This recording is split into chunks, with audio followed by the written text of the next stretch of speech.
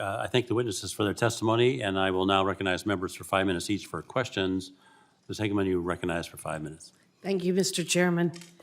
And Ms. Henry, thank you so much for your willingness to testify in support of this important legislation.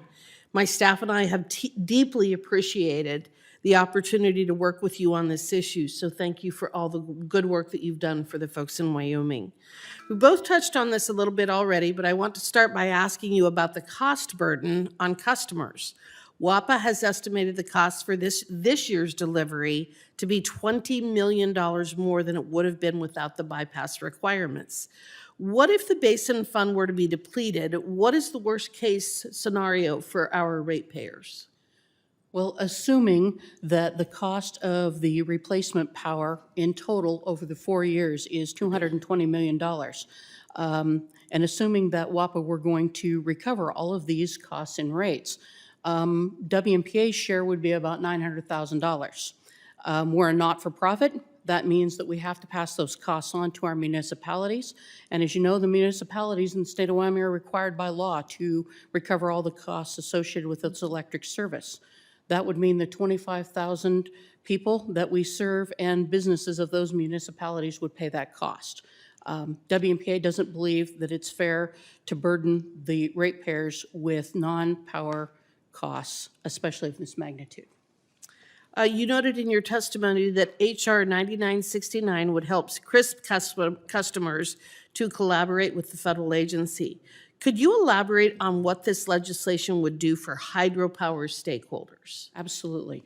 The bill language specifically would require the agencies to create a plan to address both the challenges of the diminished hydropower production and the drawdown of the basin fund and the impacts on routine operations and maintenance and capital replacements. It also requires agencies to address grid reliability.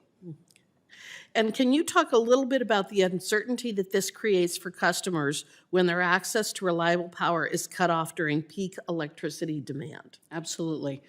The peak demand for electricity usually coincides with the hottest and coldest extreme weather.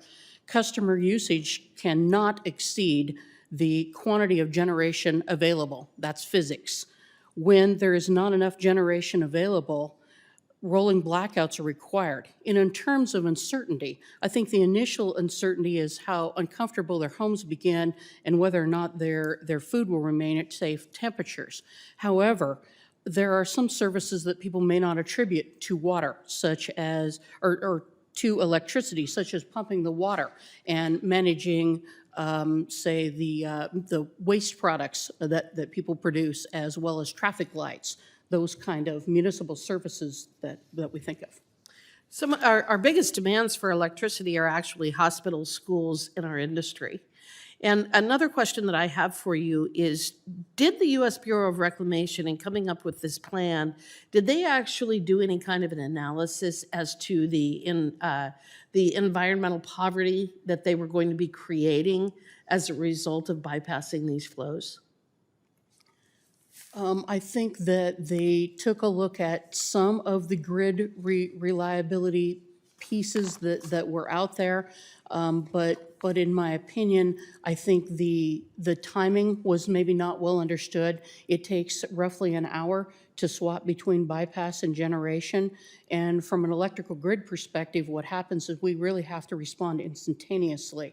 And so in that situation, you can't just change your mind. And what happens if once load has come offline, it actually increases when you pick it back up. When it's really hot out, homes get hotter. Mm-hmm. So the truth is you can only pick up a few of them, and then by the time you can pick up the next one, you can't pick up all of them. That's actually what happened in Winter Storm. One of the things that happened in Winter Storm Uri is they thought they'd be able to roll it through and bring it on faster, but then when they pick someone up, it would actually take more power than they anticipated to pick it back up, and certainly it had very tragic results. So the law of unintended consequences continues to rear its ugly head, I guess you would say. Yes, ma'am. Historically, why is the power generated at Glen Canyon Dam so essential?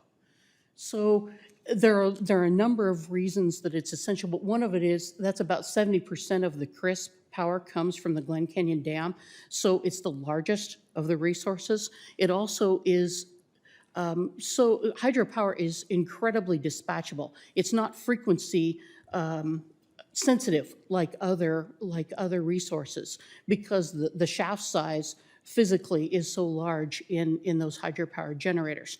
This makes it incredibly valuable for immediately responding to changes in load. Well, again, Ms. Henry, I really want to thank you for your knowledge, your work on this issue. It's very important to Wyoming, but it's also important to the larger discussion that we're having. With that, I yield back, Mr. Chairman.